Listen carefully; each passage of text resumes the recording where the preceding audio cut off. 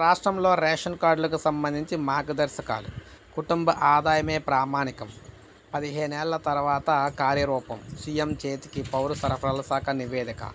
So మీరు ఇక్కడ చూసుకున్నట్లయితే ప్రత్యేకంగా మీరు గమనిస్తే మార్గదర్శకాలు అయితే రావున్నాయి. అవన్నీ ఏంటంటే మనకి కుటుంబ ఆదాయాన్ని ప్రామాణికంగా అయితే తీసుకోబోతూ ఉన్నారనమాట.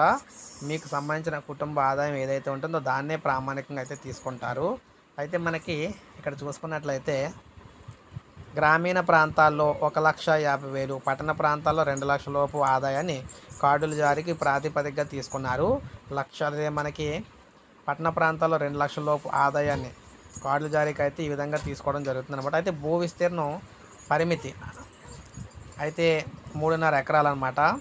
అదేవిధంగా మాగాణి భూమి అయితే 7.5 ఎకరాల లోపు అయితే ఉండాలని చెప్పేసి నిబంధనలు అయితే చెప్తూ ఉన్నాయి. అయితే మంత్రిమండలి భేటీ అనంతరం ఈ నిబంధనలు స్వల్ప మార్పులు చేసే అవకాశం అయితే ఉందని తెలుస్తున్నారు.